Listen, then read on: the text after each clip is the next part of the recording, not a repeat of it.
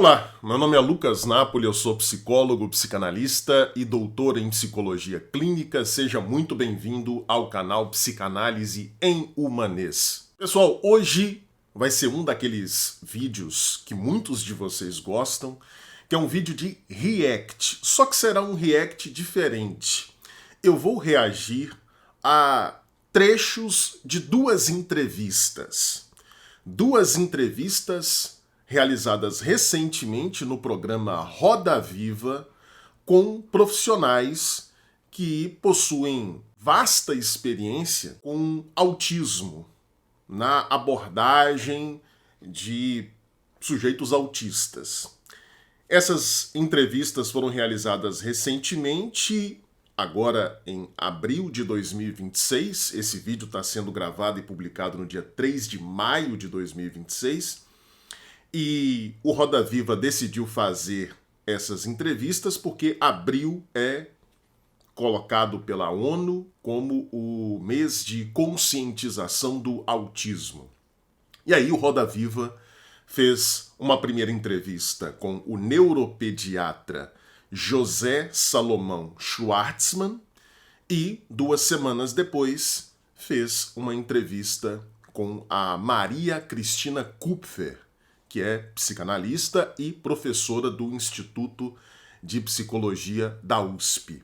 Eu vou comentar os trechos iniciais das entrevistas desses dois profissionais com o objetivo de apresentar a vocês a tese de que o debate acerca da função, do lugar da psicanálise na abordagem de sujeitos autistas é um debate que está sendo feito de maneira completamente equivocada. Se acredita, quem é de fora da psicanálise acredita, que a psicanálise concorre com a análise aplicada do comportamento ABA e outros métodos comportamentais de tratamento do autismo. Se acredita fora da psicanálise que a psicanálise estaria concorrendo com esses outros métodos e tentando mostrar, tentando provar para a sociedade a sua eficácia no tratamento do autismo. Eu vou mostrar para vocês, a partir dos comentários dessas entrevistas, que essa visão está completamente equivocada. Em primeiro lugar, porque a psicanálise não olha para o autismo como necessariamente uma condição que precisa de tratamento. E se porventura a psicanálise olha para uma criança autista, para um adolescente autista, para um adulto autista como um sujeito que precisa de tratamento, o significado do termo tratamento para a psicanálise tem muito pouco a ver com o que profissionais de fora da psicanálise, opostos à psicanálise, entendem por tratamento. E essa diferença se fundamenta numa distinção básica, epistemológica, de olhar sobre o autismo. O que quem está de fora da psicanálise pensa, enxerga no autismo é muito diferente daquilo que os psicanalistas enxergam no autismo. Nós estamos falando de duas realidades muito diferentes. E por essa razão é que esse debate está sendo feito de modo incorreto. Eu vou demonstrar para vocês aqui, comentando esses trechos das entrevistas desses dois profissionais. Antes, porém, de começar o conteúdo, eu quero pedir para você se inscrever neste canal. Nós estamos próximos de atingir a importante marca de 200 mil inscritos e, portanto, eu preciso que você se inscreva, tanto para que você nos ajude a atingir essa importante marca, como também para que você receba com mais facilidade aí no seu feed do YouTube, na sua tela inicial do YouTube, você receba com mais facilidade os novos vídeos que são publicados aqui todo domingo. Se você estiver ouvindo este vídeo no podcast Psicanálise em Humanês, no Spotify, eu peço que você dê 5 estrelas aí no Spotify para valorizar o podcast e fazer com que ele chegue a mais pessoas. Vamos então assistir aos trechos das entrevistas no Roda Viva e eu vou fazendo os meus comentários aqui. A primeira entrevista que a gente vai ver é do neuropediatra, o médico José Salomão Schwartzman. Vamos ver o que ele diz acerca da definição do autismo e eu vou fazendo os comentários aqui com vocês. Roda Viva. A gente quer conversar muito com o senhor, ouvir muito mais do que falar, porque o tema sobre o qual o senhor se dedica já há uma vida é uma novidade para a nossa sociedade. É um assunto que nós estamos começando a encarar agora, que é o autismo. O senhor já trabalha com isso há muito tempo, as famílias diretamente atingidas também, mas a sociedade me parece que ainda não entendeu. Queria que o senhor começasse nos educando, pelo básico. O que é o autismo? Então, pai, eu gostaria de começar com uma breve história para chegar até onde a gente está hoje. O autismo não é novidade. Na verdade, ele existe há quase 80 anos. Olha que interessante, né? Que interessante como você vai perceber que na fala dele, ele vai deixando claro que o autismo não é um fenômeno, uma realidade objetiva. Na verdade, o que é o autismo? Ele é um construto. Ele é um conceito criado no campo da saúde. Por isso ele diz que o autismo existe há 80 anos. Evidentemente, pessoas que apresentam características que são nomeadas atualmente como autistas, essas pessoas existem desde sempre.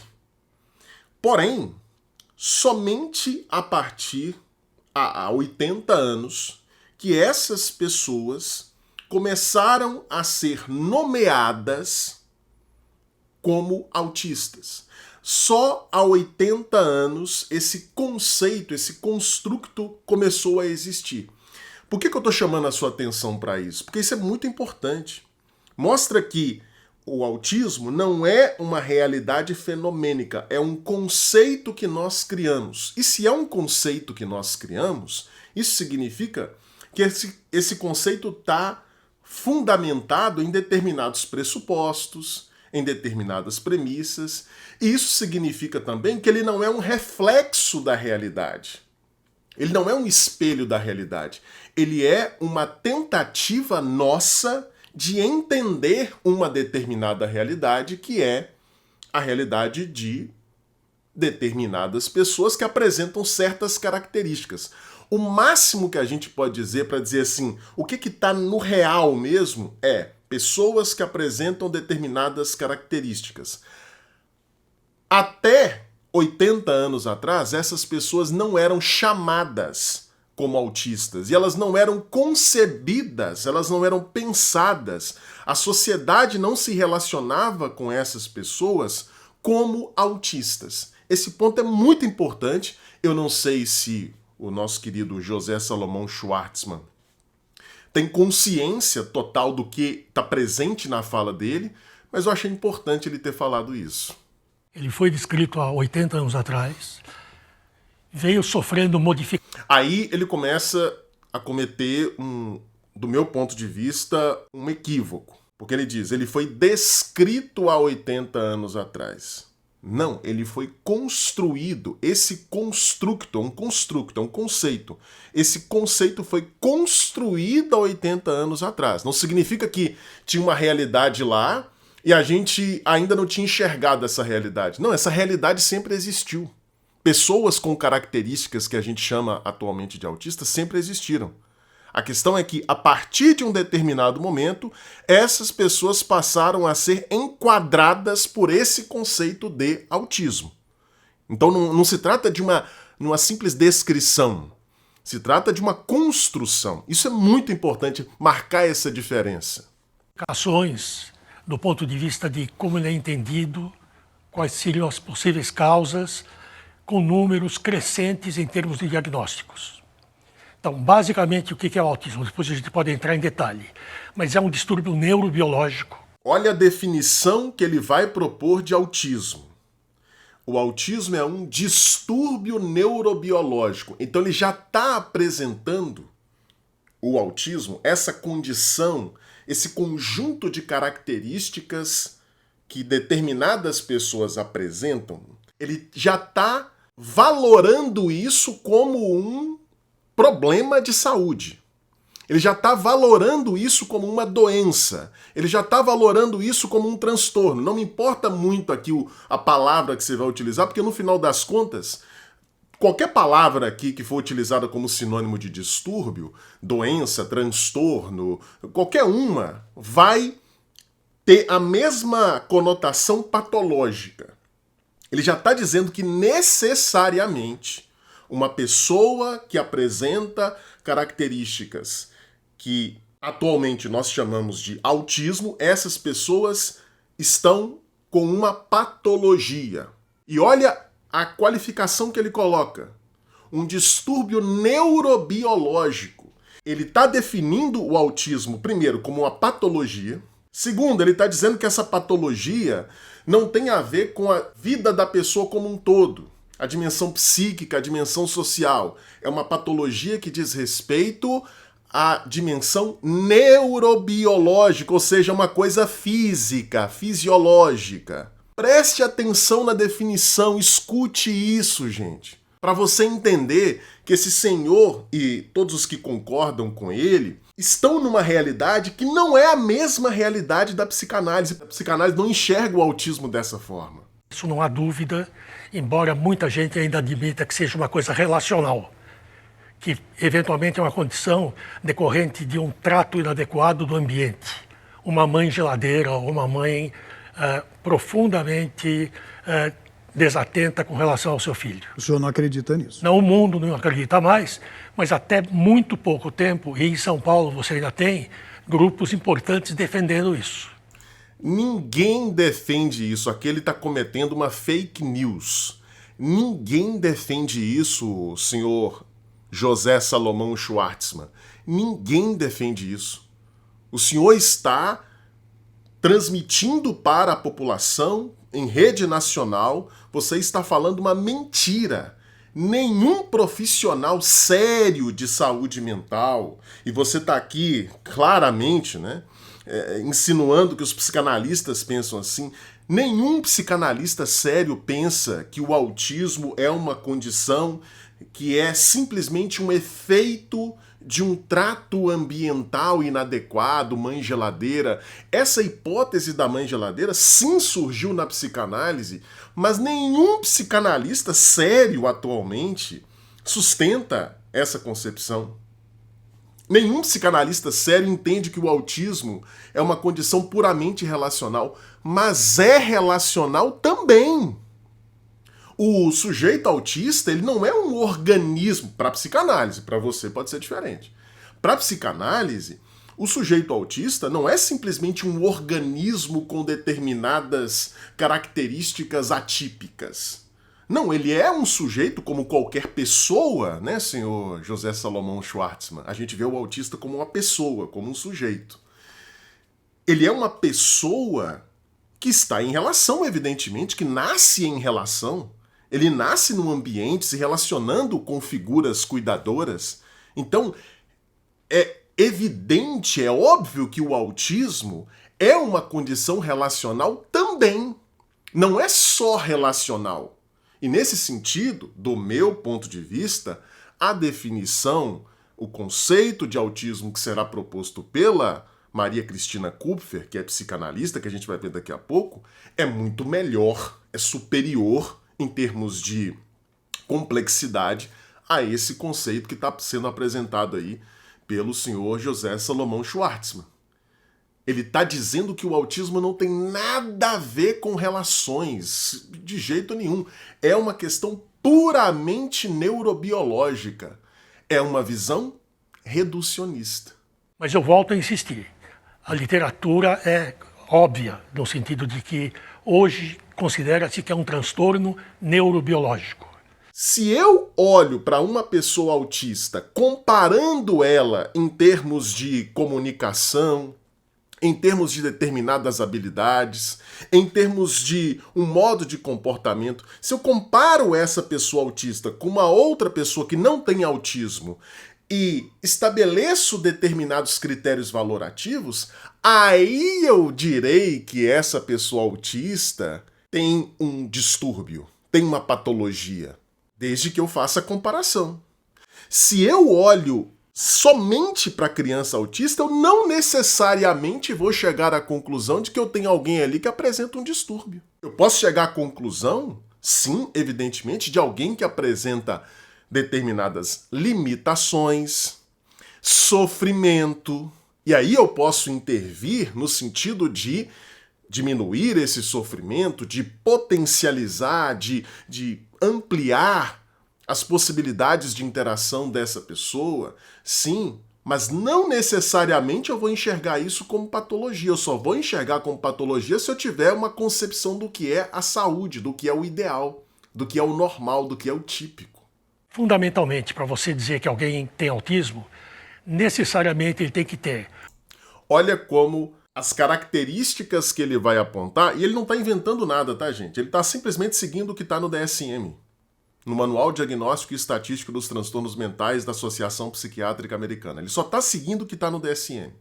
Mas olha como ele vai definir o autismo tão somente em termos de problemas, de falhas, de dificuldades, de déficits. Olha como ele vai definir. Um transtorno da comunicação social, uma dificuldade no relacionamento interpessoal, a presença de comportamentos restritos, interesses muito restritos, que a gente chama de hiperfoco, movimentos involuntários e alterações sensoriais. Essa é a definição de autismo do senhor José Salomão Schwartzman. E como eu disse, ele não está inventando, ele está simplesmente seguindo a visão científica tradicional sobre o autismo. O autismo é fundamentalmente para essas pessoas uma patologia que precisa ser tratada. É simplesmente isso para eles. Agora vamos comparar essa definição do senhor José Salomão Schwartzman com a definição da Maria Cristina Kupfer, que é psicanalista e professora do Instituto de Psicologia da USP. Vamos ver como a Maria Cristina define o autismo, para você ver como é diferente. Eu quero começar essa entrevista com a mesma pergunta que eu iniciei a entrevista do dia 7 de abril, no começo deste mês, com o médico Salomão Schwartzman. O que é autismo? Muito bem. Obrigada, boa noite a todos. Eu estou muito contente de estar aqui e quero agradecer também o convite e a oportunidade que vocês estão dando de a gente trazer novas abordagens, né? Então, o que é autismo? Para a grande maioria dos psicanalistas que trabalham com autismo, não é? Então, o que a gente vê, o que a gente costuma dizer é que o autismo é a expressão do encontro de um conjunto de fatores. Olha como a definição proposta pela Maria Cristina Kupfer, essa primeira definição, ela vai dar uma definição um pouco mais precisa do ponto de vista psicanalítico, mas olha como essa definição da professora Maria Cristina é muito mais sóbria, muito mais complexa. Ela não restringe o autismo a uma condição neurobiológica. Ela não diz que o autismo é uma questão puramente física.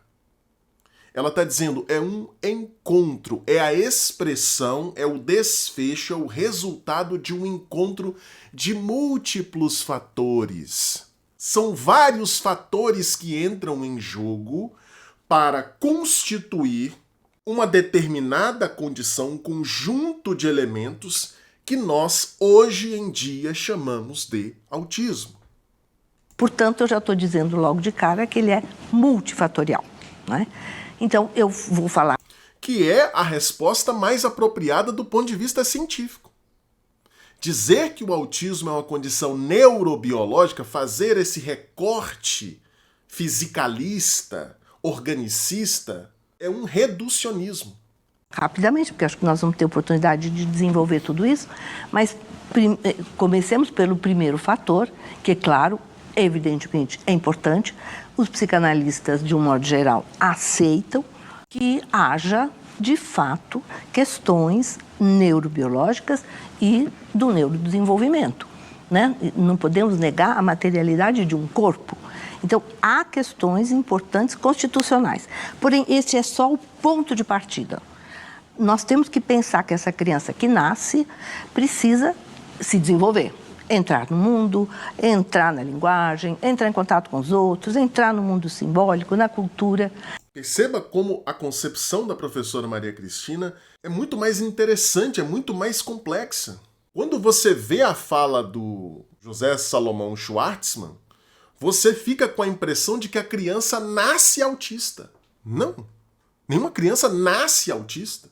Então a criança vem ao mundo com determinadas características de natureza genética, neurobiológica, etc., mas a expressão, a produção disso que a gente chama de autismo acontece na relação entre essa carga genética, essa composição biológica que a criança possui e o ambiente. E aí, se ela não pode usufruir disso que os outros têm a dar, nós temos realmente uma possibilidade de um desenvolvimento, de um final, de um encontro com o autismo. Do seu ponto de vista, o autismo é uma doença? Então, eu tenho falado muito que não. Eu gosto de dizer que é um modo de ser. Eu gosto de dizer agora que são modos de ser, para justamente tirar dessa condição fechada, restritiva, que a perspectiva neurobiológica acaba produzindo. Ela deixa claro que, do ponto de vista psicanalítico, você pode não concordar. Vocês que não são psicanalistas podem não concordar, mas do ponto de vista psicanalítico, o autismo não é necessariamente uma doença. Não é necessariamente, portanto, alguma coisa que precisa ser tratada, como uma diabetes, uma pneumonia, uma tuberculose. O autismo é um modo de ser. Do ponto de vista psicanalítico, o sujeito autista apresenta uma determinada posição subjetiva. E isso muda tudo, gente. Porque se você parte da ideia de que o autismo é uma doença, é um transtorno, é um distúrbio, é uma patologia, então você necessariamente vai olhar para a criança autista e pensar assim: eu preciso fazer alguma coisa para minimizar os sintomas dessa doença. Eu preciso tentar aproximar o máximo possível essa criança autista de uma criança típica, como a gente diz hoje em dia. Olha como o seu olhar sobre aquelas características da criança é um olhar negativo. Valora negativamente as características daquela criança. Ao passo que, quando nós olhamos de um ponto de vista psicanalítico para a criança autista, nós não vemos uma patologia que precisa ser tratada. Nós vemos uma pessoa, um sujeito que está se posicionando de uma determinada maneira. E nós não estamos, importante fazer esse disclaimer, né? Nós não estamos dizendo também que a criança está conscientemente se posicionando dessa forma.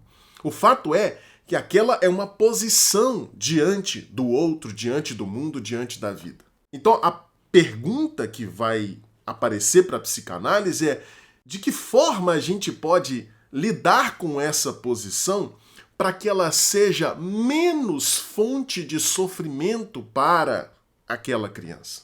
Para que ela seja menos fonte de limitações na relação com o outro, com o mundo, com a vida para aquela criança.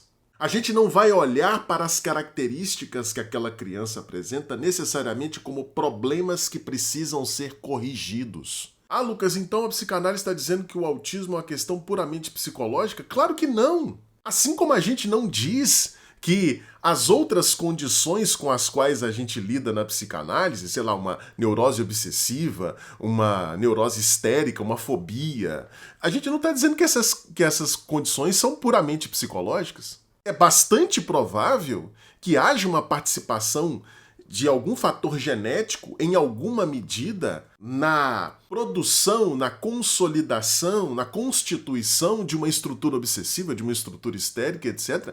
É bastante provável que haja. Mas isso não significa o fato de nós reconhecermos a participação do real do corpo, da biologia, na produção de uma determinada condição. Isso não significa reduzir aquela condição à dimensão biológica. Ela continua sendo para a psicanálise um modo de ser. E esse posicionamento, esse modo de ser, pode ser fonte de sofrimento ou não. Em alguns casos, a intervenção será necessária não porque a gente queira encaixar a criança no ideal de normalidade, mas porque ela está apresentando tamanhas limitações, por conta daquele modo de ser, que isso vai tornar a sua vida muito mais difícil, porque ela está numa vida em sociedade, ela precisa ir para a escola, precisa se educar, enfim, a sociedade tem uma série de exigências. A questão é, por que nós não podemos conviver com um olhar sobre o autismo que seja diferente desse olhar patologizante, desse olhar biologizante que é compartilhado aí, é transmitido, é comunicado pelo senhor José Salomão Schwartzman? Por que a psicanálise tem que ser expurgada do debate público? Não dá para a gente conviver na sociedade com profissionais que entendem que o autismo é uma patologia que tem que ser tratada, vamos lá, fazer o ABA, papapá, e um outro olhar de profissionais que entendem que o autismo é um modo de ser que pode ser fonte de sofrimento, limitações, mas não necessariamente, e que vão oferecer um outro tipo de experiência psicoterapêutica. E essa comparação entre as duas entrevistas mostrou para você que nós estamos falando de realidades muito diferentes. Para a perspectiva do senhor José Salomão Schwartzman, a perspectiva tradicional mainstream, o autismo é uma patologia, um distúrbio. Para a psicanálise é um modo de ser. Então, na hora que a autoridade francesa de saúde mental vai lá e diz que a psicanálise não é recomendada para o tratamento de autismo, sim, a psicanálise não é recomendada para o tratamento de autismo, porque nós não vemos o autismo como alguma coisa que precisa ser tratada. Essa é a diferença. Por isso que eu publiquei no meu Instagram, quando surgiu essa notícia aí de que a Autoridade Nacional da França não recomenda a psicanálise para crianças autistas, eu disse assim, que ótimo! Eu ficaria triste se a autoridade francesa recomendasse. Porque o que eles entendem que deve ser feito com uma criança autista não é o que a psicanálise entende. A psicanálise não quer se mostrar mais eficaz que o ABA ou tão eficaz quanto o ABA, porque o critério de eficácia do ABA é esse critério que toma o autismo como doença, como patologia. Espero ter deixado isso claro para você a partir dos comentários dessas entrevistas. E eu quero saber o que você pensa. O que você achou do que eu expus aqui? Coloque aqui nos comentários. Não se esqueça de se inscrever aqui no canal para não perder os próximos vídeos e ajudar a gente a chegar a 200 mil inscritos mais rapidamente. Curta o vídeo se você gostou. Compartilhe aí com todo mundo, mande em todos os seus grupos de WhatsApp.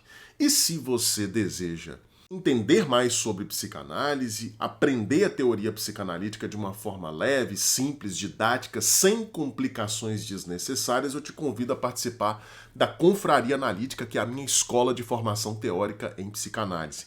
Lá você vai ter mais de 600 horas de aulas já disponíveis no nosso acervo e mais 2 aulas novas toda semana. Para fazer sua assinatura é muito simples, basta apontar a câmera do seu celular para o QR Code que está aparecendo aí na tela ou clicar no primeiro link da descrição ou no link do comentário fixado.